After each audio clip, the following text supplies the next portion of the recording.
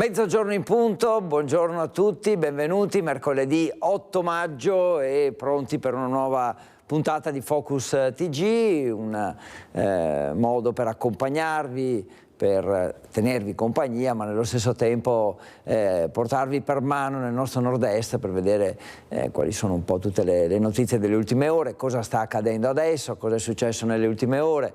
E spaziamo in tutta la nostra regione proprio per cercare di fornirvi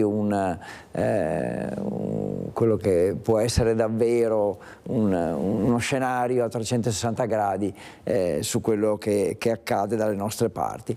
Avremo come sempre tanti collegamenti, quindi usciremo dallo studio, andremo a capire cosa sta succedendo nelle nostre città. Ovviamente una parte importante della puntata di oggi, come sta accadendo in questi giorni, sarà dedicata agli alpini, ai preparativi per la Dunata Nazionale di Vicenza. Ci sono molte sfaccettature sia organizzative ma anche proprio di contenuti che si stanno sviluppando in queste ore. Stanno cominciando ad arrivare gli alpini, insomma la Dunata inizia venerdì, ma molte comitive, soprattutto quelle che arrivano da lontano, sono già in marcia, diciamo così, verso Vicenza. Allora cerchiamo di testimoniarvi anche questo naturalmente.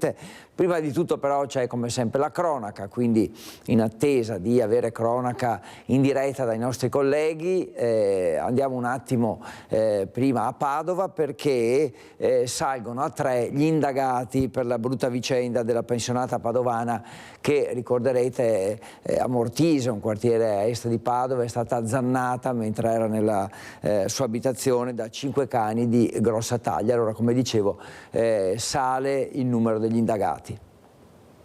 Un nuovo indagato per l'aggressione subita da un'anziana padovana azzannata in casa dai suoi cani lo scorso 20 aprile. Si tratta di una 34enne nipote della vittima che risulta essere iscritta nel registro degli indagati insieme alla 59enne figlia della pensionata e al 21enne figlio di quest'ultima. I 3 sarebbero i proprietari dei cani di razza Amstaff e American Bully che erano in casa nel momento in cui l'anziana è stata azzannata. La signora è ancora ricoverata in terapia intensiva all'ospedale di Padova, ha perso un braccio e un avambraccio. La procura di Padova indaga sulla gestione degli animali, troppi per essere tenuti in un appartamento di dimensioni contenute come quello dove viveva l'anziana con la figlia e il nipote.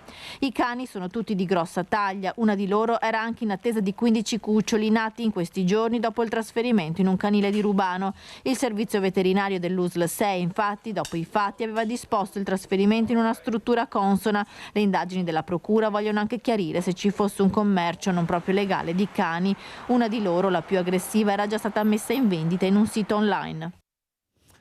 Questi dunque gli sviluppi, una vicenda davvero che ci aveva tenuto un po' col fiato sospeso per alcuni giorni, per questa gravità anche di questa aggressione da parte dei cani che, lo ricordiamo, adesso sono in un canile comunale, canile di Rubano, dove insomma vengono tenuti sotto controllo e poi verrà deciso il loro futuro.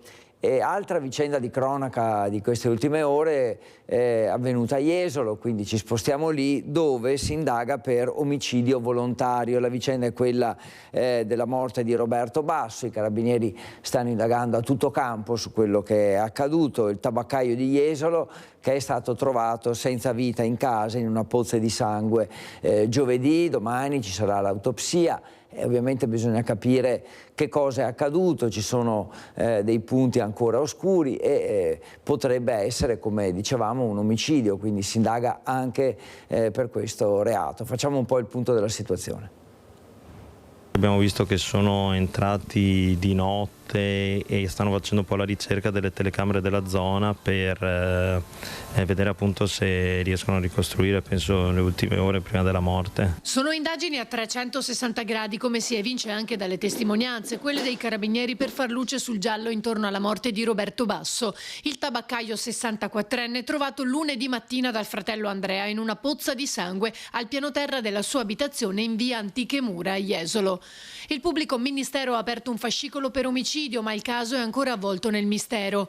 Basso, infatti, sarebbe stato trovato con segni sul collo compatibili a quelli dello strangolamento e secondo i primi rilievi effettuati dal medico legale potrebbe essere morto per alcuni colpi alla testa, inferti da un corpo contundente che si sta cercando tra le 22 e le 24 di domenica notte. Solo l'autopsia, che sarà eseguita dal medico legale Cristina Mazzarolo, potrà però stabilire con certezza cosa sia accaduto. Ancora molti i dubbi al momento. Il lasso di tempo di circa un'ora da quando il fratello l'ha trovato a quando ha dato l'allarme. L'ipotesi di una rapina andata a male, come teme anche chi lavora accanto al 64enne, ma non si esclude nemmeno quella del delitto passionale. Tenendo conto che in questo periodo la stagione non è ancora partita del tutto, quindi non ci sono ancora molte persone che arrivano, le prime ipotesi che diciamo tra di noi, tra clienti, tra colleghi, è che probabilmente se si tratta appunto di un omicidio a scopo di rapina, forse era una persona che lo conosceva, comunque che sapeva le sue abitudini, tenendo conto che abitava su una zona isolata lui. Quindi probabile sì che essendo un omicidio avvenuto di sera, magari il ladro dice ci avrà l'incasso del fine settimana, quindi pensava magari di poter rubargli l'incasso del weekend. Dopo un sopralluogo in casa dove alcune stanze sono state trovate sottosopra, gli investigatori, che si sono avvalsi anche dell'utilizzo di un drone scandagliando i campi circostanti per trovare ogni traccia possibile, si sono spostati nella tabaccheria di Piazza Marina, ora posta sotto sequestro, dove alcuni testimoni dicono di aver visto una luce accesa alle primissime ore dell'alba. Da chiarire anche come mai il portone d'ingresso dell'abitazione di via Antiche Mura fosse bloccato a chiave dall'interno, gli infissi serrati tranne forse una finestrella secondaria semi-rotta. Dettagli al vaglio degli investigatori, mentre tra chi conosceva Roberto e tra i suoi familiari resta lo shock, la perdita di una persona che tutti, come la cugina vicina di casa, definiscono buona e riservata. Persona tranquilla. Lui aveva la sua attività in spiaggia. Quindi andava via al mattino, a casa a mezzogiorno si arrangiava per le sue cose, tornava a lavorare al pomeriggio, tornava a casa sempre così. Questa era la sua vita. E adesso andiamo a Bassano, perché a Bassano ci sono lavori sul Ponte Nuovo e allora il Partito Democratico va all'attacco dell'amministrazione Pavan. Sentiamo perché. Una crepa nel ponte, uno sbrego per la città. Parte da qui, dai lavori in corso sulla ciclopedonale del Ponte Nuovo, una considerazione sull'operato dell'amministrazione Pavan. A fare questa considerazione, parlando appunto di uno sbrego per Bassano, è il Partito Democratico, che punta il dito sulla riapertura dei cantieri che avevano già messo in ginocchio per mesi la viabilità cittadina. Il Ponte della Vittoria presenta già delle crepe e nonostante le parole dell'assessore Zonta, un ponte appena ristrutturato che presenta delle crepe di certo non è rassicurante. Ci chiediamo se queste crepe non siano dovute, oltre all'assestamento, come diceva l'assessore Zonta, a dei lavori superficiali, visto che basta guardare il Ponte della Vittoria da sotto per vedere che presenta in realtà una situazione piuttosto preoccupante. Le polemiche piovono anche sulle tempistiche della chiusura della ciclopedonale sul lato nord, che arriva in concomitanza con la Dunata Nazionale degli Alpini a Vicenza. Sono attese decine di migliaia di penne nere a Bassano, con tutte le conseguenze del caso per l'afflusso in centro storico. A prescindere dalle crepe, la cosa assurda è la nuova chiusura, dopo quella che per mesi ha paralizzato il traffico a Bassano, proprio adesso che ci sono due eventi così importanti in città, la tappa del Giro d'Italia e la Dunata degli Alpini. Avremo migliaia di turisti in città che verranno a vedere il nostro ponte e non potranno farlo da uno dei loro panorami più belli, dal Ponte della Vittoria, perché il lato nord sarà chiuso. Il PD bassanese chiude con una stilettata in tema ciclistico, sottolineando come alla bicicletta dell'amministrazione Pavan sia caduta la catena nella volata finale. Una metafora per esprimere forti dubbi sull'operato della sindaca. Non mettiamo in dubbio la necessità di questi lavori, ma la capacità dell'amministrazione di Pavan di gestire queste cose senza danneggiare Bassano e la sua immagine. E quindi ancora sviluppi, avete sentito a Bassano, un momento importante tra l'altro per la città, proprio per questi due eventi, la Dunata degli Alpini e l'arrivo della tappa del Giro d'Italia, ma rimaniamo ancora sulla cronaca per spostarci a Vicenza, dove è accaduto questo. Una persona ha riconosciuto l'autore del tentato furto nel suo negozio, ha chiesto aiuto, è intervenuta la polizia che ha fermato il presunto responsabile. Gli agenti della volante della questura sono intervenuti in via Laghi, dove un residente della zona segnalava di aver visto aggirarsi nel quartiere l'uomo che qualche giorno prima aveva tentato di rubare della merce in vendita nel suo negozio in provincia a Vicenza. In quella circostanza il malvivente non era riuscito ad impossessarsi della merce, dandosi alla fuga e facendo perdere le proprie tracce. Grazie alla dettagliata descrizione, la volante è riuscita ad intercettare il sospetto e a bloccarlo a poche centinaia di metri. È risultato in possesso di un involucro di cocaina che ha ammesso di aver comprato per 10 euro. La sostanza è stata sequestrata e l'uomo è stato sanzionato amministrativamente per uso personale. Inoltre i poliziotti hanno raccolto la testimonianza della vittima del tentativo di furto avvenuto qualche giorno prima e pertanto l'uomo marocchino di 43 anni è stato denunciato per questo reato. Sono le 12:10, allora dopo la cronaca che ci ha portato a Vicenza. A Vicenza, come ormai insomma sapete, ci sarà un po' il centro dell'attività, della vita degli alpini per il prossimo fine settimana, ma in realtà insomma i preparativi e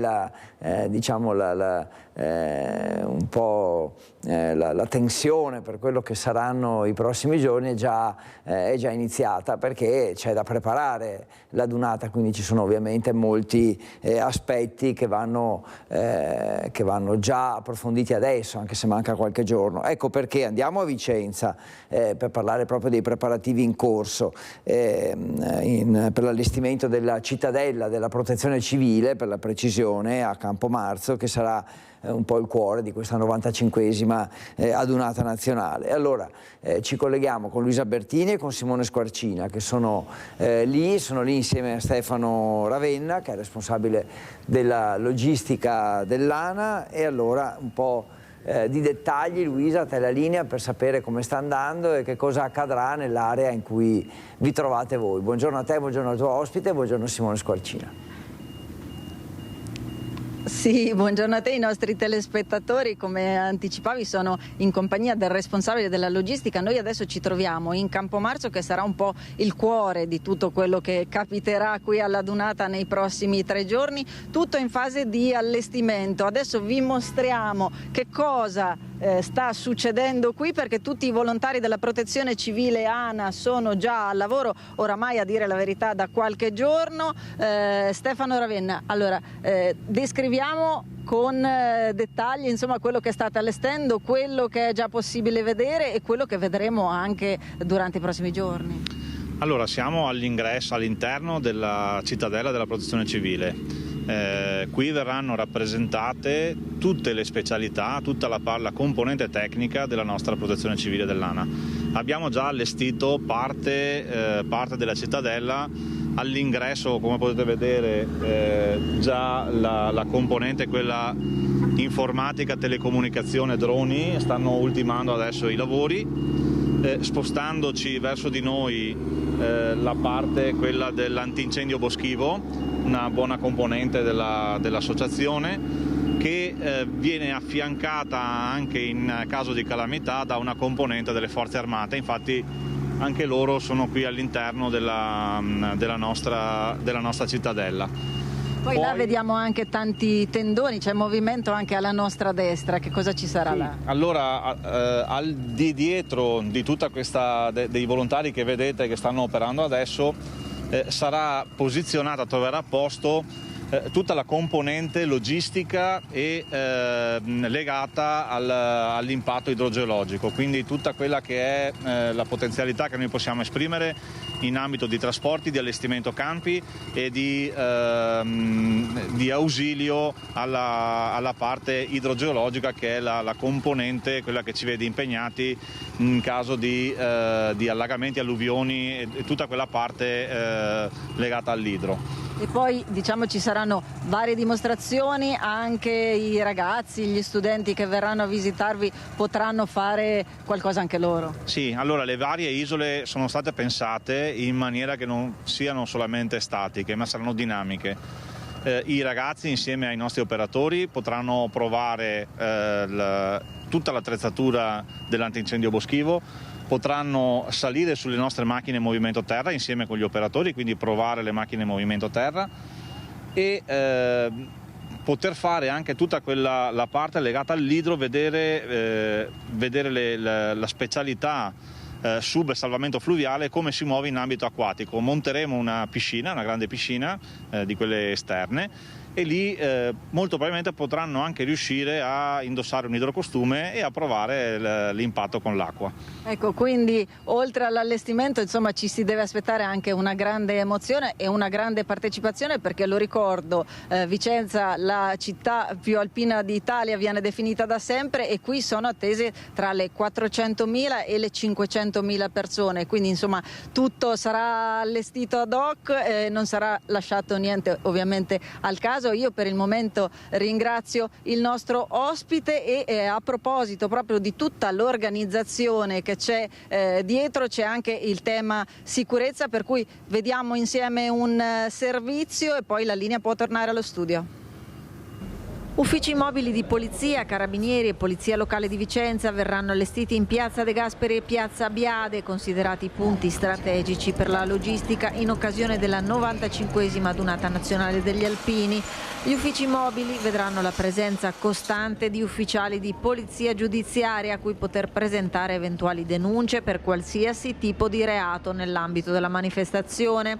La postazione di piazza Biade sarà operativa anche in orario notturno, mentre quella di piazza De Gasperi sarà attiva dalle 7 del mattino all'1 di notte. Sarà anche intensificata la presenza delle forze dell'ordine con pattuglie appiedate o in moto in tutte le zone destinate allo svolgimento della manifestazione, a cui saranno aggiunte risorse antiterrorismo con reparti specializzati della Polizia, dei Carabinieri e della Guardia di Finanza e rinforzi assegnati dal Dipartimento della Pubblica Sicurezza.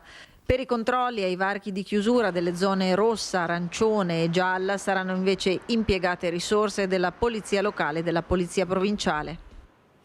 Grazie a Luisa Bertini, interessante questo dettaglio su quella che sarà la sicurezza, come sarà gestito l'aspetto sicurezza a Vicenza nel fine settimana. Poi torneremo a parlare di alpini perché ci sono tanti altri aspetti che vogliamo condividere con voi, però prima la cronaca ci porta in provincia di Treviso, a Chiarano, dove ci colleghiamo con Edi Kaliman, che è insieme a Francesca Pezzo. Vi salutiamo entrambe, vi ringraziamo.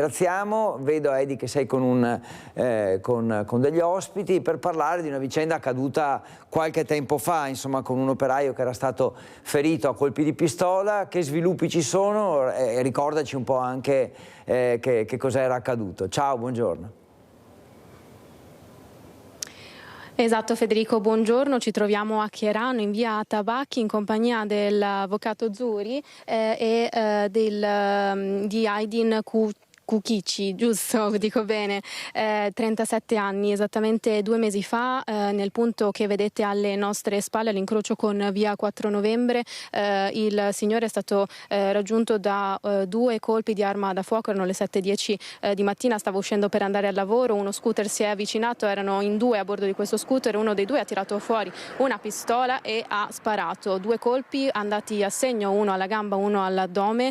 Avvocato, questa mattina è stato rintracciato il 33enne di origini kosovare, ritenuto responsabile il presunto responsabile del tentato omicidio ai danni del suo assistito. Che notizia è? Come l'avete accolta? Sono stati lunghissimi tempi, è dal 7 marzo che praticamente la vita del mio assistito è radicalmente cambiata, non ha ancora ripreso a lavorare. Siamo felici, continuiamo a confidare nella giustizia, ci congratuliamo in primis con la procura e poi con tutti quelli che hanno lavorato con il nucleo operativo e restiamo fiduciosi. Il soggetto in questione aveva già dei precedenti e avrebbe dovuto scontare anche dei mesi di carcere. C'erano già dei sospetti rispetto a questo soggetto, avvocato? Ho letto il comunicato stampa, io conoscevo il soggetto e sì, confermo il tutto. Io in passato l'ho anche definito un balordo. Come mai? Proprio per il suo passato. C'erano dei precedenti che riguardavano delle vicende familiari che insomma lasciavano presagire questo esito? No, con il mio assistito ha avuto solo, ma per sentito dire, per quanto io ne sappia, quanto ho appreso dai giornali, ne ero a conoscenza. Dunque, che effetto ha fatto questa notizia di questo arresto, avvocato? Felicissimi, continuiamo a confidare nella giustizia come abbiamo sin d'ora fatto e cercare di passare il quotidiano, che non è facile con 3 bambini piccoli, e essendo che è cambiato radicalmente la vita del mio assistito. Ci siamo sentiti quasi tutti i giorni, ci siamo sempre visti cercando di farsi coraggio. E infatti è qui in nostra compagnia il signor Cucchici, scusi, sbaglio sempre il cognome. Comunque grazie della sua presenza qui, volevamo chiederle come sta. Un po' meglio, grazie, un po' meglio. Stati mesi duri? Durissimi, ancora non mi sono ripreso fisicamente, psicologicamente, comunque è stato dura. Dopo questa notizia però come si sente? Ho lasciato tutto nelle mani della giustizia sperando che finora hanno dimostrato, e io ringrazio tutti quelli che hanno collaborato, il gruppo investigativo soprattutto, e tutti quelli che mi sono stati vicino fino ad ora. Federico, da Chiarano questo è quanto, e se non hai domande con l'aiuto di Francesca Pezzo ti restituirei la linea. Grazie a te Edi, grazie a Francesca, grazie naturalmente anche ai tuoi ospiti. Abbiamo un po' capito quali sono stati gli sviluppi di questa vicenda e ovviamente insomma rimarremo pronti a dare ulteriori aggiornamenti quando ce ne saranno. Una vicenda che aveva colpito davvero molto. Vicenda di cronaca di cui abbiamo parlato poco fa è anche quella di Jesolo, ricordate, insomma in apertura di oggi di Focus TG abbiamo un po' ripercorso quelle che sono le indagini per la morte del tabaccaio di Jesolo, trovato morto con ancora dei lati oscuri. È una vicenda che sta veramente facendo discutere molto la città di Jesolo, anche perché insomma questa persona era davvero molto conosciuta e molto ben voluta. Quindi ci torniamo perché insomma con Nicola Marcato abbiamo sentito anche i colleghi commercianti e comunque un po' le sensazioni in città. E allora gli amici e commercianti di Jesolo per questa morte di Roberto Basso sono ancora increduli, vogliamo sia fatta chiarezza, dicono, e venga trovato il responsabile della morte del nostro amico. Sentiamo le voci raccolte da Nicola Marcato. Il mio sguardo si è rivolto verso la tabaccheria e ho visto che c'era un mazzo di fiori a lui dedicato, però senza nessuna firma, ecco. Però mi ha fatto molto piacere anche al momento di vedere un piccolo segnale che qualcuno insomma ci abbia pensato. Grazie Roberto per i 50 anni di servizio che hai dato per Piazza Marina, hanno scritto su un bigliettino che accompagna un mazzo di rose lasciato di fronte al suo negozio.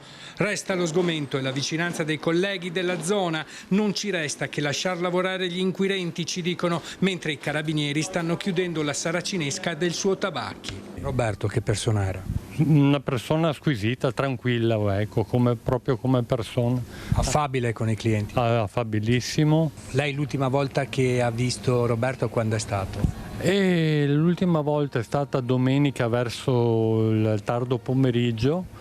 E come l'aveva trovato? Ma tranquillissimo. È una persona molto affabile e tranquilla, che non andava mai fuori delle righe, ma molto corretta e sorridente, aveva una parola per tutti. Cosa ne pensa di quanto è successo? Siamo veramente sconvolti e preoccupati per quello. Speriamo che venga fatta chiarezza e si trovi un eventuale colpevole della situazione. Secondo lei è stato ucciso da degli sconosciuti o da una persona che conosceva le sue abitudini, che magari voleva impossessarsi dell'incasso del fine settimana? Speriamo che siano degli sconosciuti, saremo veramente addolorati se si scopre che era una persona che lo conoscevano. Ha sconvolto tutti perché è capitato inaspettata in una piazza dove di solito non succede quasi niente, molto tranquilla, quindi ha lasciato un po' sbigottiti tutti noi operatori che siamo qui della zona. Roberto che persona era? Roberto una persona per bene, una persona molto precisa sul lavoro, sempre puntuale, molto riservata, una buona persona. Chi può averlo ucciso? sicuramente qualche malvivente, può essere che qualcuno lo tenesse d'occhio, comunque sa che può avere un'attività, oppure può essere solo una tragica fatalità. Gli amici, chi lo conosceva, chiedono venga fatta giustizia. Vogliamo assolutamente giustizia e si faccia chiarezza se ci sono eventuali colpevoli, perché non possiamo vivere nell'incertezza e nel dubbio su questa tragica notizia che ha colpito la nostra piazza. Insomma, una comunità sconvolta, quella di Jesolo, per quanto è accaduto, e c'è comunque chi pensa a una rapina finita male. Sentiamo Ilaria Marchiori. Secondo lei è una rapina finita male? Ma secondo me sì. Sì, secondo me sì, perché sapevano che magari avevano il tabacchino e magari alla sera viene a casa con soldi in contanti e quindi senz'altro. Ci siamo fatti questa opinione perché non erano mai successe queste cose a Jesolo, così gravi, insomma, fino adesso. E quindi c'è delinquenza anche qui molto brutta. No, non ho un'idea, cosa possa essere. Per furti delle sue abitazioni sono venuti anche a casa nostra per quello, 2 volte tra l'altro. Di giorno che noi non eravamo a casa, però sono venuti. Di certo non ha fatto male a nessuno, perché secondo me non era una persona che faceva male, cioè lavorava, faceva il suo e basta. Era un vicino di casa. Che persona era? Lo conoscevo poco, non è che avevamo grandi... sì, conoscenza qua e basta, ci vedevamo pochissimo, anche lui è sempre a lavoro anch'io. Una comunità sconvolta, quella di Jesolo, per la morte di Roberto Basso, anche tra chi non lo conosceva direttamente, e incredulo anche il primo cittadino. I contorni che sono emersi danno una vicenda triste e quindi non c'è nulla da aggiungere se non lasciar lavorare gli inquirenti e poi capiremo sulla base di quelle che sono le informazioni che emergono le valutazioni da fare. Ecco. Roberto Basso lei lo conosceva bene? Sì, di vista, sì, una persona tranquilla per bene, quindi ovviamente dispiace, sgomento proprio perché una persona per bene che sì, non si capisce cosa sia successo.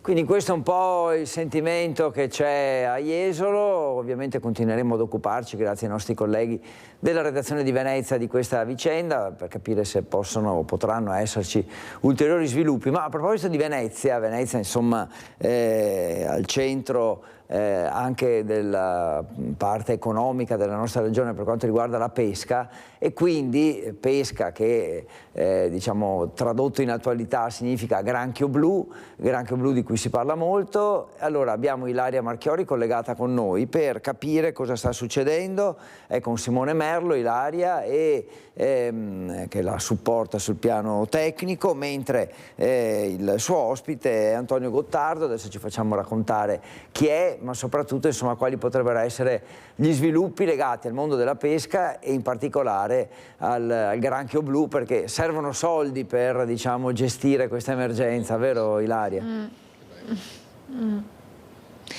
Verissimo Federico, buongiorno a te e ai nostri telespettatori. Allora, innanzitutto la notizia importante è che è arrivato un ulteriore sostegno alla filiera che sta fronteggiando l'emergenza granchio blu nel decreto legge agricoltura approvato dal Consiglio dei Ministri, che contiene anche la nomina di un commissario straordinario ad hoc che si deciderà nei prossimi giorni e un ulteriore stanziamento di fondi. Si parla di 12 milioni di euro perché è stato colpito dall'invasione, e assieme a noi, come ha anticipato, c'è appunto Antonio Gottardo, presidente Flag veneziano, e poi vi diremo anche perché ci troviamo qui nella sede di Lega Coop a Marghera, con cui insomma abbiamo parlato soprattutto negli ultimi mesi diffusamente dell'emergenza del granchio blu e di cosa fosse necessario fare. Questa è di sicuro una buona notizia. Direi di sì, finalmente mi viene da dire, nel senso che abbiamo chiesto da svariati mesi assieme alla Regione Veneto, al distretto di pesca Alto Adriatico, la nomina di un commissario ad acta. È arrivato nel mese di maggio, un po' tardino, ma insomma è arrivato. È uno strumento importante, dovrebbe riuscire e consentirà sicuramente di affrontare con una certa determinazione e una certa robustezza le problematiche inerenti al granchio blu sul nostro territorio, che sono in una situazione drammatica. Cosa succederà adesso? Quali saranno i prossimi passi?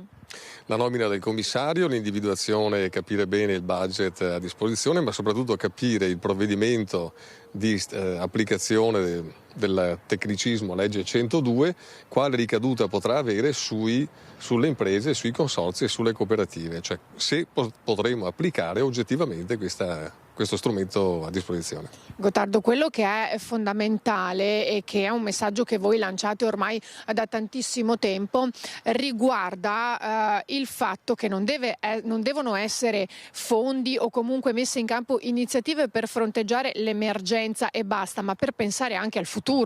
Assolutamente sì, da un lato devi pensare a sostenere le imprese, a sopravvivere alle imprese che sono messe in grossa crisi, ma dall'altro devi assolutamente prefigurare un progetto di rilancio dell'attività di molluschicoltura del Tapes philippinarum con l'immissione di semina protetta, ma soprattutto capire dalla ricerca con questo granchio blu dove andiamo a parare. Il rischio è la monocultura nel Veneto e in Emilia-Romagna che soppianta un'attività economica che ha dato lavoro a migliaia di imprese e fatturati da decine e decine di milioni di euro. Ecco, il messaggio è molto chiaro. Vi dicevo che ci troviamo qui nella sede di Legacoop a Marghera proprio perché si è appena conclusa una conferenza stampa in cui sono stati presentati nuovi bandi in arrivo a sostegno della filiera della pesca e dell'acquacoltura di concerto con la Regione Veneto.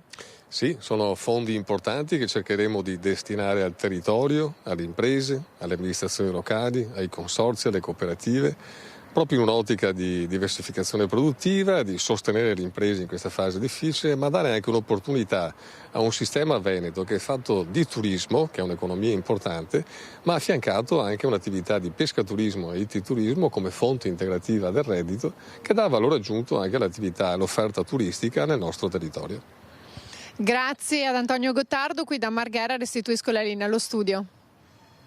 Grazie Ilaria, grazie al tuo ospite, buon lavoro naturalmente, grazie anche a Simone Merlo che ti ha supportato con la U naturalmente sul piano tecnico, grazie dicevo ai nostri colleghi della redazione di Venezia.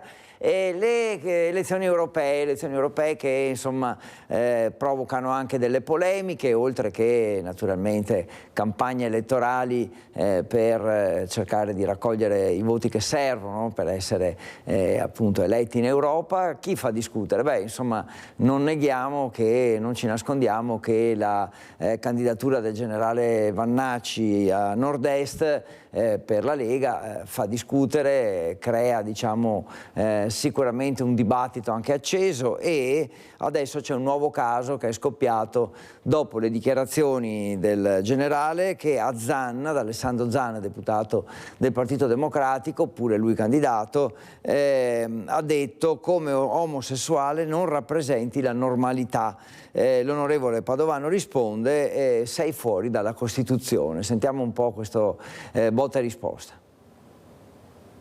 Mi sembra che la trasmissione di ieri abbia evidenziato come ci sia questa persona che non ha nessuna credibilità nell'esercito e nelle forze armate, che si candida in politica perché evidentemente nell'esercito nessuno lo vuole e che è stato utilizzato da Salvini per salvare la propria poltrona, cioè quella di Salvini, visto che nessuno dei dirigenti della Lega né in Veneto né da qualsiasi altra parte si riconosce in questa persona estremista. Non cita nemmeno il nome del generale Roberto Vannacci dopo il botta e risposta che ha avuto con lui durante il dibattito televisivo sulle reti Mediaset. Alessandro Zan. Vannacci, riferendosi a lui, ha detto: lei come omosessuale non rappresenta la normalità. Non si placa dunque la polemica. Le parole di Vannacci, secondo l'esponente Dem, lo mettono fuori dalla Costituzione. Parla completamente fuori dalla Costituzione, dunque è vergognoso che un generale dell'esercito che ha giurato sulla Costituzione esprima dei concetti totalmente fuori dall'alveo costituzionale, infangando la credibilità e l'onore delle forze armate e della divisa che porta. Presentando la sua candidatura alle europee, supportato dal sindaco di Padova Sergio Giordani e gli esponenti del PD della sua giunta, Zan attacca anche il leader leghista Matteo Salvini. Che la Lega utilizzi una persona così per solleticare i peggiori bassisti istinti delle persone, francamente è un'operazione che ha una grande responsabilità politica. Salvini si prende una grandissima responsabilità politica per aver candidato una figura così, insomma, impresentabile. Prioritario portare a termine il progetto di integrazione europea, dice. L'Europa può essere una grande scommessa, no? Una grande opportunità. Serve però un'Europa più politica, un'Europa che rafforzi il proprio processo di integrazione, perché abbiamo visto che così non basta. C'è stata la grande esperienza del Next Generation EU che ha investito più di 1.000 miliardi, di cui oltre 200 sono arrivati in Italia. Peccato che il governo non riesca a spenderli e butti via delle risorse preziose, ed è per questo che l'Europa può essere una grande opportunità, però deve essere un'Europa più politica, un'Europa che guardi di più ai bisogni dei cittadini. Per farlo serve appunto completare questo processo di integrazione, perché così l'Europa è un'Europa a metà. Grazie allora Francesco Ratai per questo punto della situazione politico sulle elezioni, ma a proposito di politica andiamo adesso a Mussolente, dove anche qui ovviamente a livello locale, ma c'è l'importante elezione del sindaco che si avvicina, quindi candidati che escono allo scoperto, in particolare Elena Bontorin, che è in compagnia della nostra Vanessa Banzato, che con Alessandro Costacurta sono collegati con noi. Buongiorno Vanessa. Cosa è successo? Vedo insomma buongiorno a te, Federico. Partecipazione nutrita di persone. Raccontaci dove sei e cosa stai facendo. Decisamente. Allora ci troviamo nella sala consigliare di Mussolente, dove è stata presentata la lista che supporterà la candidata sindaca qui a Mussolente, Elena Bontorin, con il nuovo patto Uniti per Casoni e Mussolente, Casoni frazione e Mussolente capoluogo. Una nuova lista, ci sono volti nuovi, tanti, ci sono volti già con esperienza. Qual è il filo conduttore di questo gruppo che la sosterrà per appunto in vista delle prossime elezioni e in vista del prossimo quinquennio? Buongiorno a tutti, alle mie spalle vedete una squadra motivata, competente, ma soprattutto inserita da molti anni nel nostro territorio e nella nostra comunità, e questo penso sia proprio il filo conduttore che ci distingue rispetto ad altre proposte. Noi davvero ci proponiamo di entrare sempre di più, ancora di più se possibile, a contatto con i nostri cittadini, portando migliorie al nostro territorio. Quello che proponiamo non è nulla di troppo ambizioso o fantasioso, promesse che non potremo mantenere. No, quello che noi abbiamo scritto nel programma e che presenteremo poi alla cittadinanza sono tutti impegni che porteremo avanti in questi 5 anni e che sono sicura riusciremo anche a portare a termine. Ecco, senza dare ovviamente i nomi dei singoli componenti di questo gruppo, diamo qualche accenno però generale. Allora, 5 persone sono persone storiche, ecco, diciamo del patto. Altre persone sono un pochino più nuove, ma persone che ci hanno sempre sostenuto in questi anni e che quindi sentivamo vicine e che da più di un anno in realtà lavorano con noi per proporre questo nuovo progetto politico. Quindi davvero non gli ultimi arrivati, ma anzi persone che da sempre ci hanno seguito e che hanno deciso adesso di mettersi in prima persona a disposizione per la comunità. Ecco, 3 termini che avete utilizzato anche nei vostri slogan: continuità, competenza, coerenza.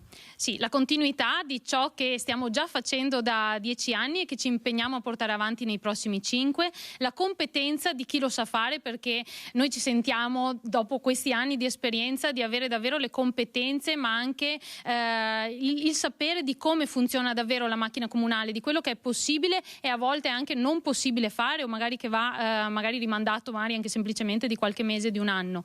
E la coerenza per quello che ci siamo detti prima: noi siamo veri, quello che traspare da noi è davvero la voglia di fare senza strafare, ecco. Lei ha detto c'è molto entusiasmo in lei come candidata, ma c'è molto entusiasmo in tutte le persone che la stanno affiancando. Sì, sono molto orgogliosa delle persone che sono qui dietro di me, perché per prime sono loro che ci credono e che si stanno impegnando in questi giorni per promuovere questo progetto insieme, e che per prime hanno messo la loro firma nel programma che andremo a presentare, quindi nelle loro competenze, ognuno per le proprie specificità, c'è qualcosa di loro dentro al programma. Rapidissimamente, quali saranno i punti principali del suo programma? Noi ci concentreremo in 4 aree: lo sviluppo del territorio, lo sviluppo economico, lo sviluppo culturale e sportivo e lo sviluppo sociale. Non andiamo ad anticipare troppo perché dobbiamo ancora presentarlo ufficialmente, ma una cosa l'ho detta prima: se in 10 anni siamo riusciti a fare le macro opere e quindi a sistemare ad esempio le scuole del nostro istituto comprensivo, ecco che adesso abbiamo l'opportunità di concentrarci in quei piccoli dettagli che miglioreranno ancora di più il nostro paese. Vedi i cortili delle scuole, se andiamo a parlare di quello, e poi altro venite a scoprirci durante le serate. 2 le serate in programma per la collettività. Sì, il 22 maggio incontriamo la comunità a Casoni presso l'Auditorium Bortolo Busnardo, mentre il 29 maggio incontreremo la comunità a Mussolente qui proprio in Sala Consigliare. Bene Federico, abbiamo sentito insomma la presentazione di questa nuova lista del gruppo Nuovo Patto Uniti per Mussolente e Casoni. La candidata sindaca Elena Bontorin. Da Mussolente è tutto, ti ricevo la linea. Grazie Vanessa, grazie ad Alessandro Costacurta e naturalmente in bocca al lupo ad Elena Bontorin per quello che riguarda le elezioni amministrative di Mussolente, molto attese, sicuramente insomma un comune che è tra quelli importanti del nostro nord-est. Adesso andiamo a Padova per la cronaca, perché ci sono stati dei controlli della polizia in via Tommaseo con il questore che ha chiuso un bar frequentato da pregiudicati e spacciatori. Un mese di controlli in via Tommaseo a Padova. La polizia, dopo le numerose segnalazioni di residenti e commercianti, ha intensificato i controlli nella via vicino alla stazione, dove episodi di spaccio e microcriminalità sono all'ordine del giorno. Il bilancio del mese di aprile parla di 200 persone identificate, molte denunciate, uno straniero espulso e un bar chiuso per 2 mesi per motivi di sicurezza. Tra le persone identificate per lo più ci sono stranieri con precedenti per spaccio. Durante gli interventi delle volanti della questura sono state ritrovate dosi di droga, sequestrata marijuana che era stata nascosta dietro una colonna di un sottoportico, e altra droga è stata invece trovata in possesso a vari migranti. Il questore Marco Dorisi ha disposto la chiusura del bar Major, dove durante un controllo sono stati trovati 6 clienti, tutti con precedenti penali. I gestori del locale continuavano ad ignorare la presenza di persone pericolose. Per l'ordine e la sicurezza pubblica il bar era già stato nel maggio del 2022 chiuso per 30 giorni e per questo il questore ha proposto la revoca definitiva della licenza. Grazie a Valentina Visentin per questo aggiornamento di cronaca. E tra l'altro adesso andiamo a Padova e Valentina la vediamo anche in video, non sentiamo solo la voce perché è collegata con noi e perché ci aggiorna su un altro fatto di cronaca, perché ci leghiamo a quello che è accaduto nel 2020 nel Padovano, quando un uomo uccise la moglie a coltellate e la Cassazione ha confermato l'ergastolo per questo femminicidio. E allora aggiornamenti giudiziari, possiamo dire così, con Valentina che è collegata con noi, e con lei c'è Cristian Roque Allende. Buongiorno Valentina, raccontaci tutto. Sì, buongiorno. Alla fine di una vicenda giudiziaria, l'omicidio di Aisha, una donna uccisa nella notte tra il 24 e il 25 novembre del 2020 nella sua abitazione di Cadone dal marito Abdel Fattah Gennati, che l'aveva accoltellata mentre stava dormendo nella camera insieme alla figlia più piccola. La Cassazione ha confermato l'ergastolo, rigettando il ricorso presentato dai legali dell'uomo, che era già stato condannato in Corte d'Assise d'Appello a Venezia alla pena, al massimo della pena. Corte d'Assise d'Appello che non aveva riconosciuto il vizio di mente nemmeno in via parziale, né tantomeno le attenuanti generiche. La famiglia e i figli di Aisha si sono costituiti parte civile. Più volte i legali dell'uomo avevano provato a portare documenti per attestare l'incapacità di intendere di volere, depositando anche una perizia psichiatrica, ma la Cassazione ha rigettato, confermando appunto l'ergastolo. La storia di Aisha aveva creato molta discussione e dibattito nell'opinione pubblica. L'ennesimo femminicidio. La donna aveva denunciato sia ai carabinieri che ai centri antiviolenza i maltrattamenti che subiva dal marito, salvo poi ritornare in famiglia insieme ai figli, ma poi insomma come purtroppo sappiamo l'epilogo è stato drammatico, perché il marito era convinto, ossessionato di suoi presunti tradimenti, non voleva che lei lo lasciasse e quindi l'aveva la maltrattava più volte e nelle settimane prima del delitto aveva cercato anche in internet modi per uccidere una persona avvelenandola, poi l'accoltellamento appunto fatale, e ora la conferma del massimo della pena per l'uomo è stato confermato, l'ergastolo. Da Padova è tutto, linea allo studio. Grazie Valentina, grazie a Cristian Rocca per il supporto tecnico. E la cronaca adesso ci porta a Belluno, siamo collegati al telefono con la nostra collega Tiziana Bolognani. Buongiorno Tiziana. Un'esplosione a San Gregorio nelle Alpi, raccontaci un po' cosa è successo poche ore fa e da cosa è stato causato, insomma un po' facci il punto della situazione. Ti ringrazio, buona giornata. Buona giornata a te Federico. E allora sì, lei in una casa colonica a Romagno, nella frazione di Fumac di San Gregorio nelle Alpi. Tutto è accaduto attorno alle 7:20 di questa mattina, 5 minuti dopo l'allarme scattato alle centrali del SUEM 118 e dei vigili del fuoco, allarme dato dal nipote della persona ferita. È un 79enne di San Gregorio nelle Alpi, si chiama Giovanni Andric, che in conseguenza di questa esplosione e del successivo incendio della sua casa colonica dei primi dell'Ottocento è rimasto gravemente ferito. L'uomo è stato portato al centro grandi ustionati dell'ospedale di Padova dai sanitari dell'eliambulanza del SUEM, che è arrivata da Treviso, e dal soccorso anche dall'ambulanza dell'ospedale di Feltre, che ha prestato le prime cure all'anziano, che è stato portato in salvo da un vicino di casa che, sentita l'esplosione, si è precipitato dalla stalla adiacente la casa colonica dove stava mungendo le mucche. L'uomo ha trovato Giovanni Andric accasciato sul divano, era privo di sensi, con ustioni diffuse, se l'è caricato di peso sulle spalle e l'ha trasportato in giardino. In questo momento noi non conosciamo le condizioni di salute del 79enne, che è stato intubato sul posto e per l'appunto trasferito al centro grandi ustionati di Padova in condizioni particolarmente serie. A San Gregorio sono arrivate subito le squadre dei vigili del fuoco, che sono partite da Belluno e da Feltre, all'incirca una ventina di persone, oltre a loro anche i volontari dei vigili del fuoco. C'è stato un lavoro molto lungo per circoscrivere l'incendio e per mettere in sicurezza ciò che resta della casa, che risulta completamente distrutta. Le operazioni di spegnimento e di bonifica si prevede si protrarranno anche nel pomeriggio, e poi sarà il momento per eseguire i rilievi utili alla ricostruzione della dinamica dello scoppio, sull'origine del quale proprio i vigili del fuoco non avrebbero dubbi. Infatti si propende per l'appunto per una probabile fuga di gas. A Romagno di Fumac sono arrivati anche i carabinieri di Feltre per i rilievi di rito. La magistratura ha aperto un fascicolo, c'erano stamattina anche i tecnici del comune, insomma un fatto, un episodio che ha suscitato anche profonda commozione tra gli abitanti non solo di quella frazione ma anche del paese che dista da Fumac poco meno di 1 chilometro. C'è da segnalare per l'appunto questo gesto, possiamo dire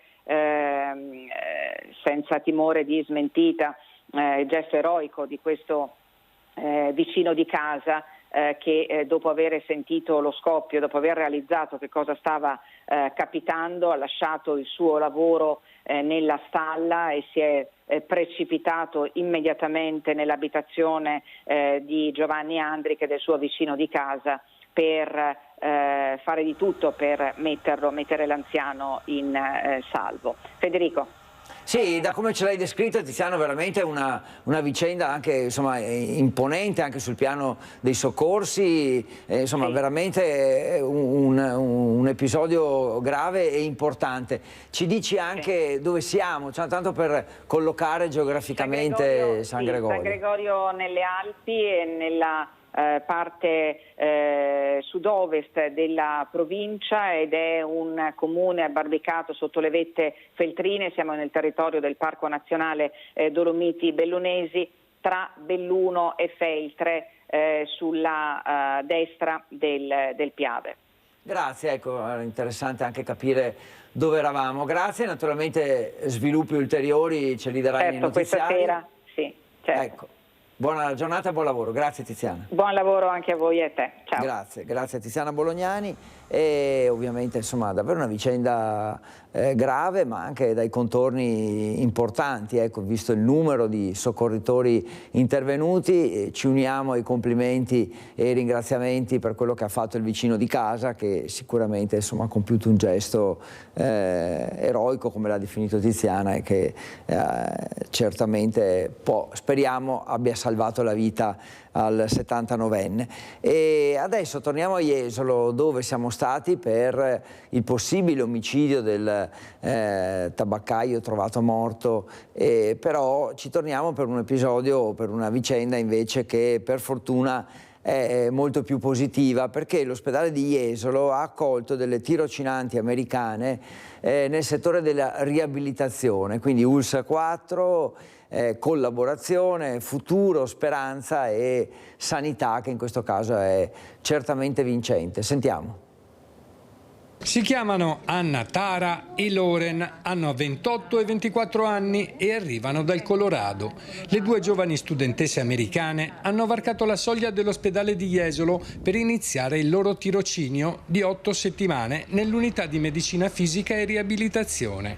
Le due tirocinanti rappresentano il primo passo di una collaborazione tra l'azienda sanitaria ASL 4 e l'associazione no profit Edu Global Associates. E il fatto che Jesolo poi sia un ospedale a valenza riabilitativa sicuramente ha facilitato l'arrivo di questi studenti, perché a Jesolo possono vedere diverse tipologie di intervento, diversi codici riabilitativi che qui sono concentrati, quindi si possono vedere quelli ambulatoriali, di ricovero, sia di trattamento intensivo che estensivo, di neuroriabilitazione, quindi diverse tipologie che rappresentano un'opportunità per queste studentesse.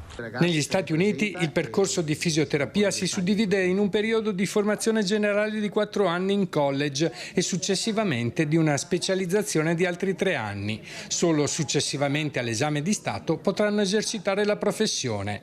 Anna e Loren qui a Jesolo avranno l'opportunità di acquisire esperienza pratica diretta sotto la guida di un tutor. Potranno apprendere quali sono i nostri modelli in termini umani, in termini professionali, modelli di lavoro e di lavoro condiviso.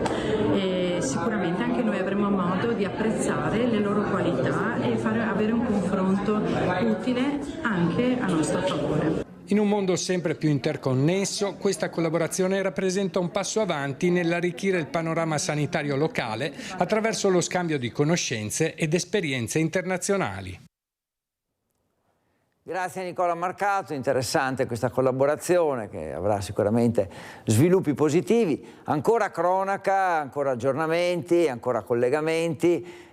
Tra poco ci fermiamo solo per un attimo, rimanete con noi, continuate a fare quello che state facendo, magari preparare il pranzo, ma comunque usarci per aggiornarvi, quindi tenetevi vicino alla televisione. Ci vediamo tra un attimo.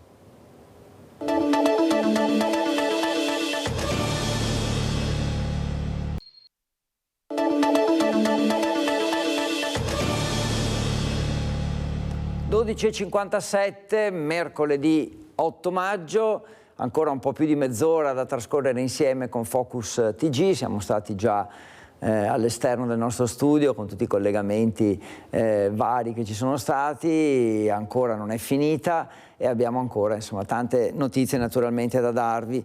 La cronaca ancora, partiamo da qui, con i vigili del fuoco impegnati a Verona per le ricerche di un uomo che si è gettato nel fiume Adige. Sul posto 2 squadre con 7 uomini sommozzatori arrivati da Vicenza, parliamo dei vigili del fuoco. Da quanto ricostruito l'uomo stava cercando di sfuggire alla polizia dopo una spaccata in un bar nel parco dell'ex Arsenale.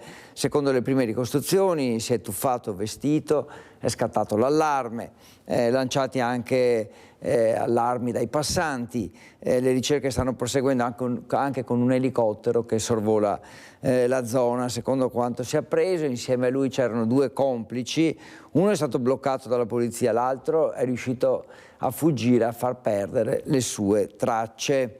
Un'occhiata anche ai quotidiani online, con Gazzettino ad esempio, che si occupa in apertura dell'incendio che è in corso a Bolzano, quindi vigili del fuoco impegnati anche qui. Un pauroso incendio, dice il Gazzettino, all'interno dell'Alpitronic, che produce colonnine per la ricarica delle auto elettriche. Enorme colonna di fumo nero, il comune tenete le finestre chiuse, blocco dello spazio aereo sulla città, ecco, vedete, azienda leader nella produzione di colonnine per auto elettriche. Il Gazzettino poi si occupa anche del cambiamento climatico e ci dice che nel 2060 il Mose sarà già sotto stress. Ecco i consigli per farlo durare di più. Un quotidiano anche nazionale, che è il Corriere della Sera, lo è anche il Gazzettino, però poi insomma da noi più conosciuto per le pagine locali. Il Corriere della Sera, super bonus con il nuovo decreto, l'alta di Giorgetti, come Vaillant, spalmare crediti in 10 anni sarà un obbligo, quindi diciamo non concentrare tutti i crediti in poco tempo. Un super bonus da 160 miliardi e conti pubblici allo sfascio. Di chi è davvero la colpa, si chiede il Corriere, e poi la vicenda giudiziaria che ha travolto la regione Liguria, con il governatore Toti e gli arresti domiciliari, le telefonate.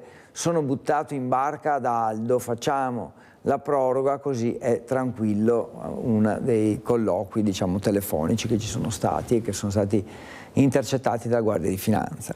E a Padova adesso, perché in Prato della Valle c'è stato un bel evento anche sportivo, oltre che insomma educativo, con centinaia di bambini padovani fortunati questa mattina perché hanno potuto provare lezioni di sport con 4 allenatori, insegnanti d'eccezione arrivati in Prato della Valle.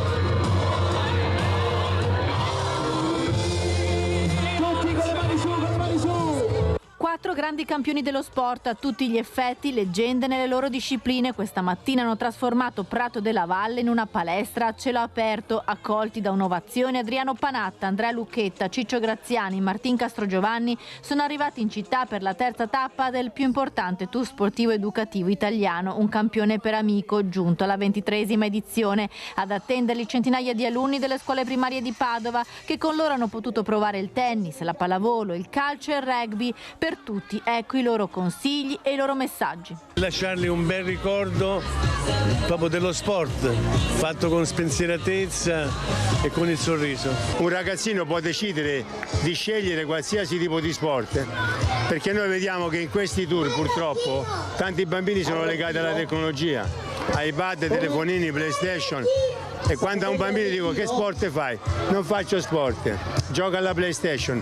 Va bene giocare alla PlayStation, ma devi fare sport perché lo sport è troppo importante nella crescita di un bambino. Questi ragazzi, come avvicinarli al rugby? Beh, credo che in questa città sia un pochettino più facile, sono più avvantaggiato, credo che sia una delle poche città dove sapranno cosa vuol dire passare la palla indietro, però sì, piuttosto credo che ai bambini bisogna farli divertire. Hanno tempo per diventare grandi e pensare a vincere.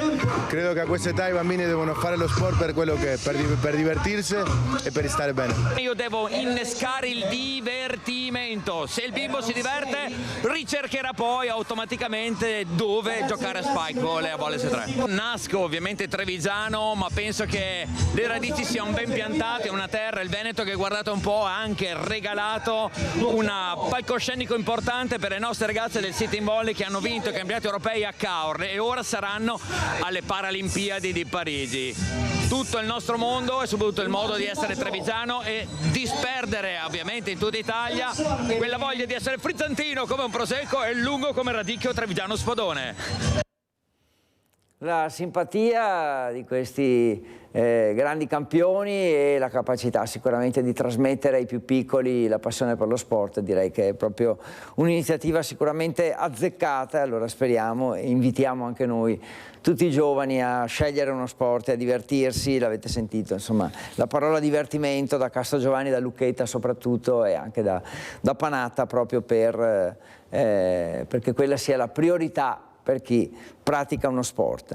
Torniamo alla politica, però legata alla cronaca, perché è apparsa nei giorni scorsi alla Stanga a Padova una scritta contro Giorgia Meloni, in particolare un manifesto che era un manifesto per la campagna alle europee, che ritrae la Premier imbrattato con la scritta fascista, seguita poi da una parolaccia. La denuncia di questo atto di odio politico è stata fatta dalla parlamentare padovana di Fratelli d'Italia Elisabetta Gardini, una scritta oltraggiosa con tanto di simbolo antagonista sul manifesto elettorale della Premier Giorgia Meloni. La sinistra tace ed è inaccettabile la denuncia di Elisabetta Gardini. Intanto a Venezia, ancora cronaca, anzi per la precisione a Marcon, sono stati fermati su un'auto senza assicurazione con targa contraffatta e hanno dichiarato di non riconoscere lo Stato italiano, si sono barricati dentro l'auto. La vicenda si è conclusa con un arresto e 3 denunce. È stato un avvenimento del tutto straordinario, quasi inconcepibile da capire, e devo essere sincero, appena ne sono venuto a conoscenza sono rimasto basito. Loro dichiaravano di non essere appartenenti allo Stato italiano e a nessun Stato del mondo, e quindi a loro volta non riconoscevano le leggi dello Stato italiano e di nessun Stato. Alla fine, per aprire l'auto e far uscire il terzetto di Vicentini che si era barricato dentro, sono dovuti intervenire i vigili del fuoco. Agli agenti della polizia locale si erano dichiarati apolidi, cioè senza nazionalità, affermando di non riconoscere lo Stato italiano e rifiutando di esibire i documenti. Poco prima erano stati fermati nella zona commerciale di Marcon a bordo di un'auto con una targa contraffatta e senza assicurazione. Nel frattempo un amico del gruppo, arrivato dopo, si sarebbe lanciato contro gli agenti. C'è stata un'aggressione che i nostri agenti non hanno riportato danno, tra l'altro sono sopraggiunte anche numerose camionette tra polizia locale e carabinieri, e quindi il tutto dopo si è risolto non prima di 2 ore. Sono scattate delle denunce ovviamente sia a seguito dell'aggressione sia per il semplice fatto che viaggiavano con una targa non riconosciuta, quindi falsa, e in assenza di assicurazione e revisione, più tutte quelle che saranno le dinamiche che ovviamente la magistratura andrà a verificare nei prossimi giorni a seguito del comportamento di questi soggetti. Il bilancio è di un arresto per resistenza a pubblico ufficiale e denunce varie per gli altri 3, ma il gruppetto non si è dato per vinto. Abbiamo ricevuto una denuncia da parte loro, riportata ovviamente a tutti gli organi competenti, quindi questore, prefetto e anche alla mia attenzione, per chiarire le motivazioni che hanno portato loro a viaggiare in queste condizioni. Ovviamente ci viene da dire che riconoscono la legge solo quando a loro è favorevole, e quindi questo status veramente non ci permette di dare credibilità o un senso a tutta questa vicenda.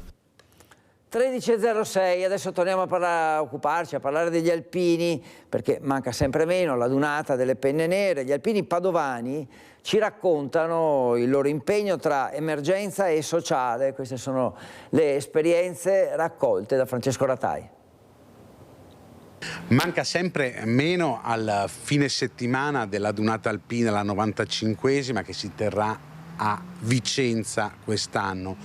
Siamo qui nella sede di Mortise dell'Associazione ANA di Padova per conoscere altri aspetti di quella che è la cosiddetta alpinità, ovvero il fatto che gli alpini siano presenti nelle emergenze, che siano presenti quando c'è bisogno di dare una mano, ma siano presenti anche quando c'è la necessità di raccontare la storia, raccontare quello che è stato la storia di un corpo molto importante.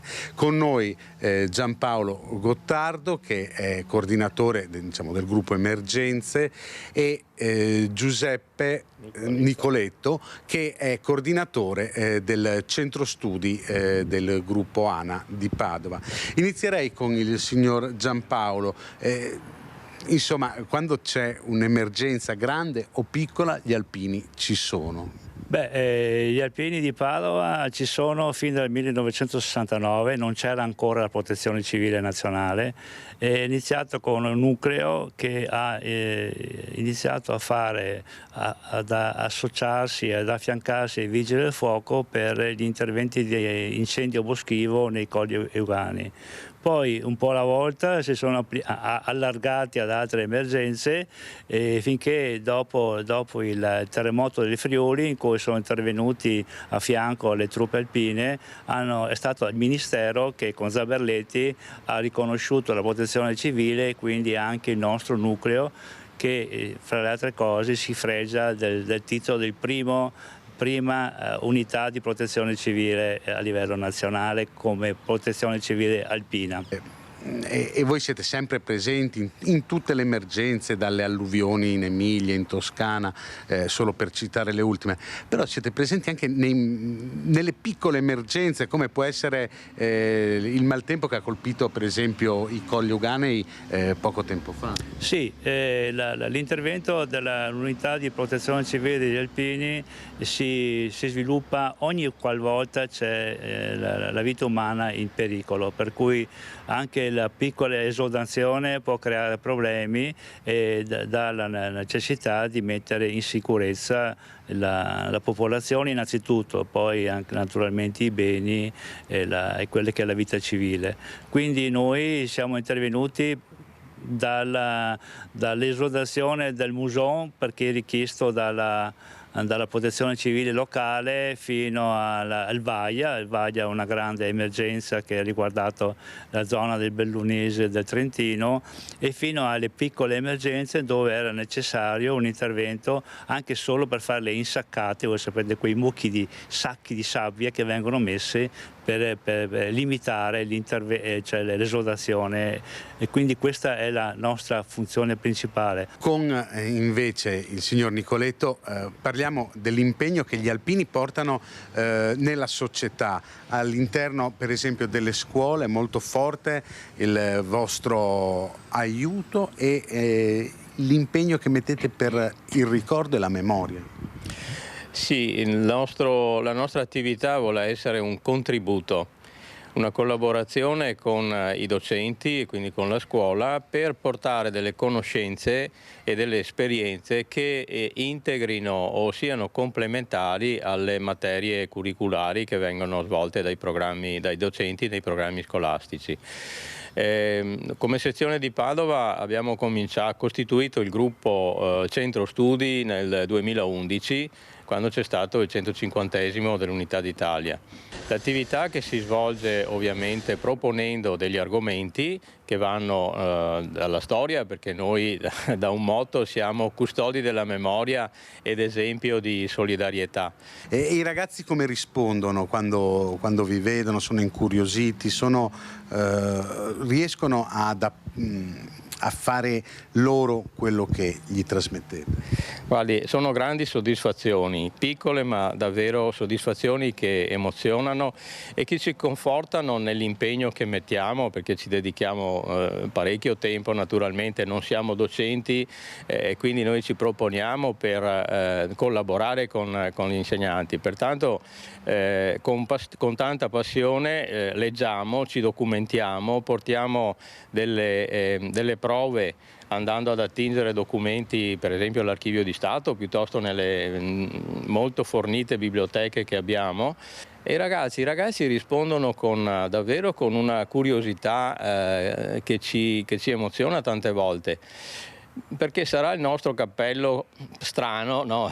Quindi il personaggio che entra in aula. Chi sono gli alpini? Gli alpini, ma gli alpini col nostro modo di fare, allegro, disponibile, insomma affettuoso e disponibile, appunto creiamo quel clima di benessere, ecco, e quindi poi l'attenzione non manca. E alla fine i commenti che riceviamo sono veramente gratificanti. E la testimonianza di un ragazzo alla maturità, e quindi a 18 anni, al quale gli è stato chiesto qual è stato, cosa ti ricordi del periodo scolastico? Nulla, ma qualcosa che ti abbia colpito di più? Sì, l'incontro con gli alpini, perché sono venuti sorridendo, e ci hanno lasciato delle conoscenze come se fossimo stati in trattoria. L'abbiamo condiviso allegramente e siamo stati contenti, e quindi quello che ci hanno portato è stato qualcosa di utile che ci ricorderemo.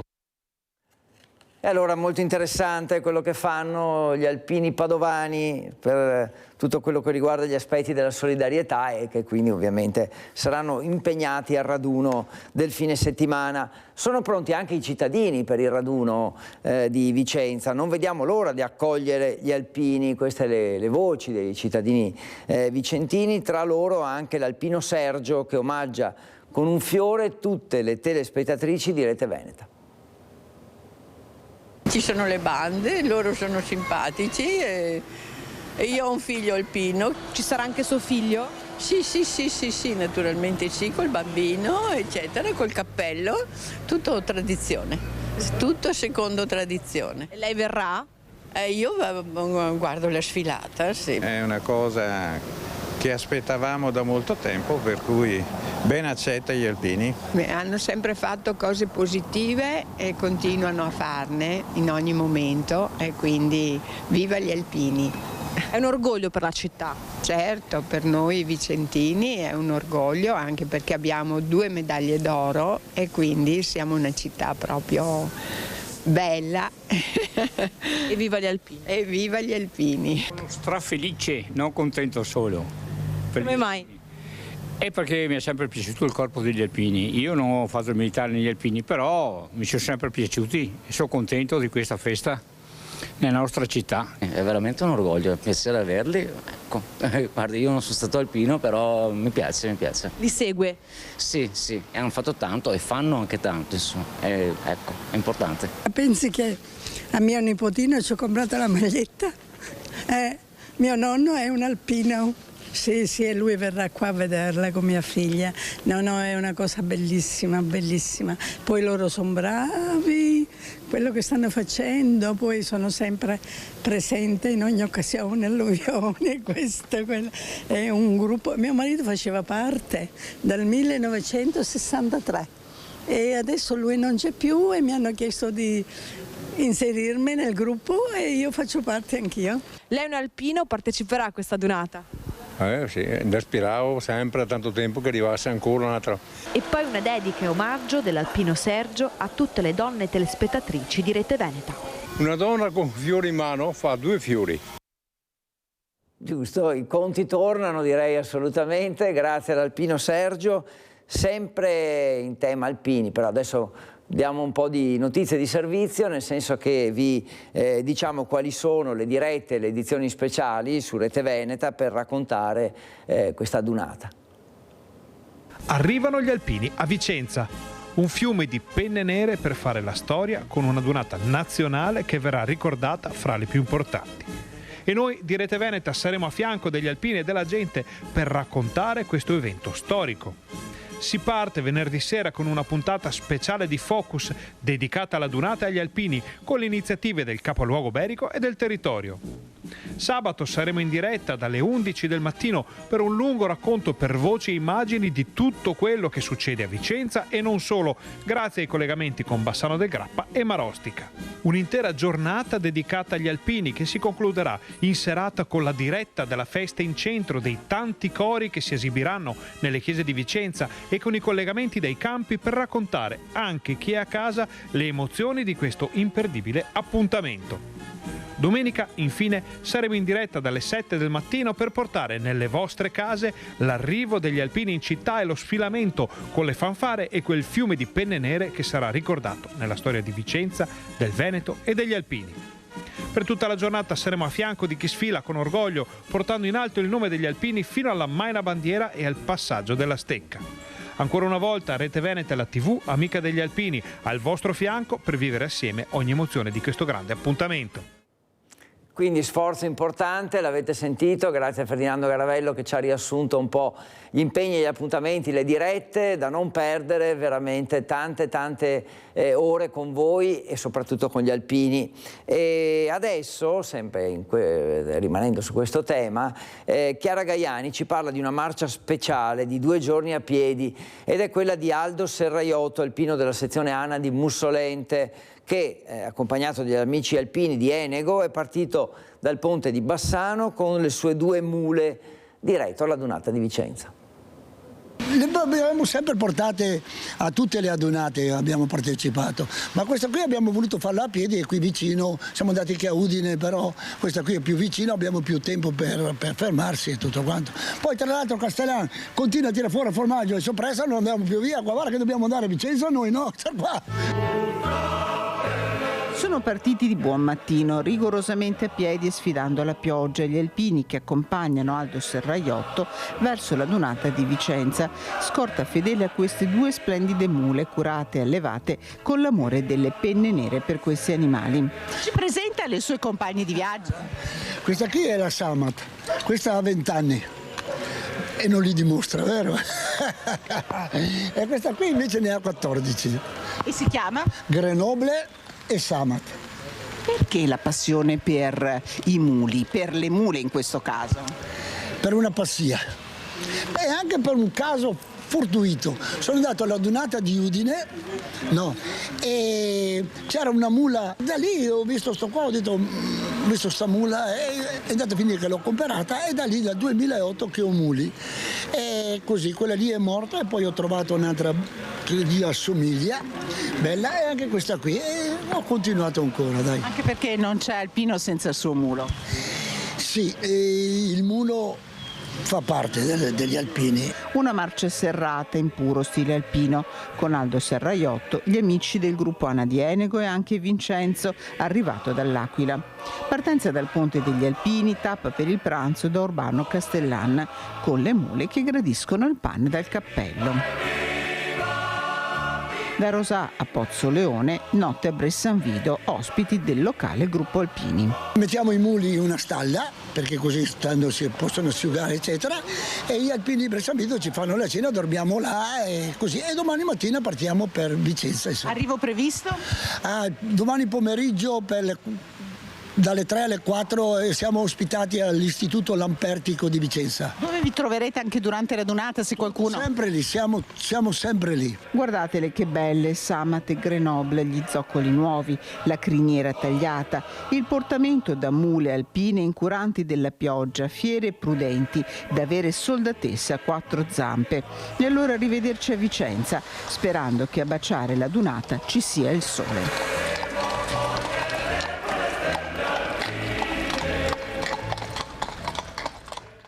Splendide immagini, grazie a Chiara Gaiani, ci avviciniamo sempre più alla Dunata, ma d'altra parte ci fermiamo anche un attimo e poi torniamo per l'ultima parte di Focus TG.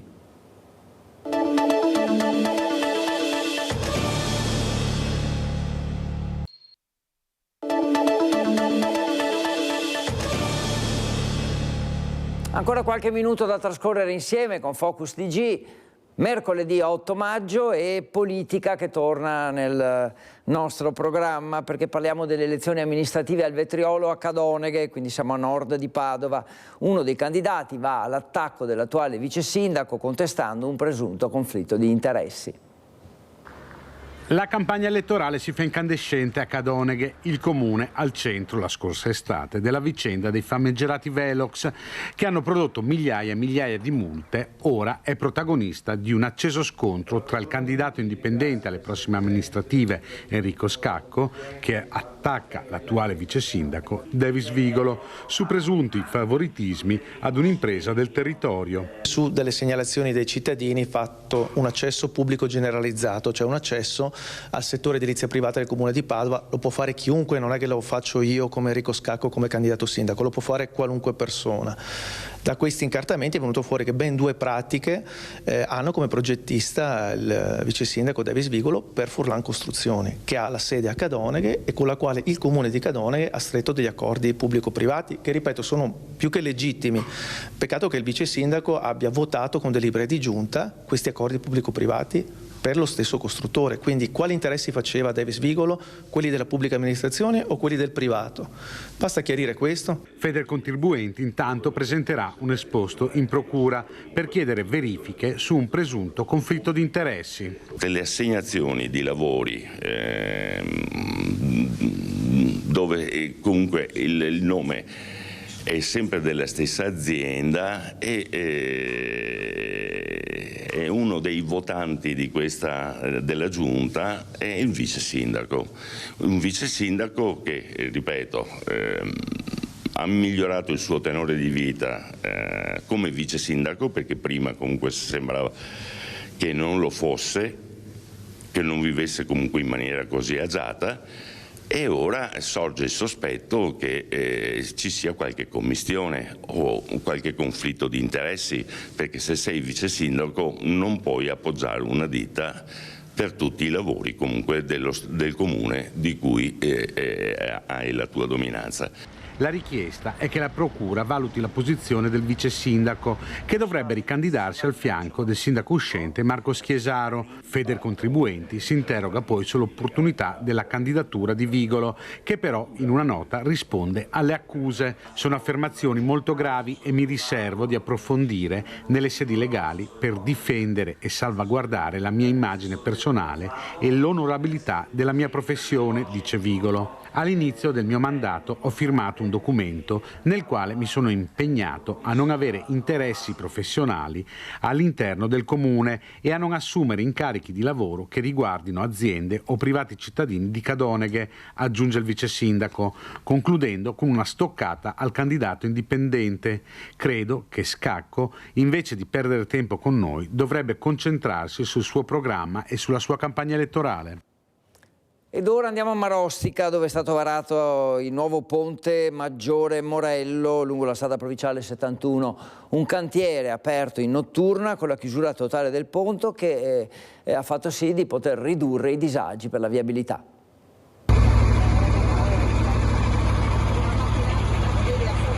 Sindaco, ponte completato. Sì, diciamo le travature principali del ponte posate, quindi si comincia a vedere quello che sarà il nuovo ponte di via Maggiore Morello. È una nuova opera a 2 corsie con un marciapiede pedonale e ciclabile, quindi finalmente il quartiere, quello che è alle mie spalle, sarà collegato anche per tutti i mezzi d'emergenza e quindi finalmente i residenti saranno in sicurezza. Ecco l'ossatura del nuovo ponte di via Maggiore Morello, varato nella notte sotto gli occhi di circa 200 cittadini grazie al lavoro delle squadre delle ditte impegnate nel cantiere. Erano le 2 quando la posa delle travature è stata completata in tempi più rapidi rispetto a quelli previsti, consentendo poi di ristabilire la circolazione con il senso unico alternato regolato da semaforo. Posto lungo una delle arterie principali di collegamento verso l'altopiano, questo ponte lungo la provinciale 71 Rameston è fondamentale per la viabilità dell'area. Tempo permettendo si proseguirà con la posa delle parti metalliche e la gettata, poi seguiranno i lavori complementari di etra e rete gas, la predisposizione dell'illuminazione e delle sponde laterali, previste per i primi giorni di luglio, e le asfaltature. Tutte le operazioni potevano essere fatte anche nel modo in cui abbiamo attualmente il cantiere, magari allargando leggermente il sedime occupato. Questo però avrebbe causato sicuramente un allungamento dei tempi di percorrenza sull'interno l'intera tratta, e visto anche l'impellenza, insomma, e anche quello che si sta per svolgere sul nostro territorio, essendo questa una delle strade principali che portano all'altopiano di Asiago e sicuramente dove gli alpini andranno, diciamo, in pellegrinaggio oltre che a Città di Vicenza e qua sul territorio come Bassano o altri posti, sicuramente dovevamo cercare di agevolare il più possibile il passaggio anche di questi. Sono le 13:30 e quindi si conclude qui Focus TG.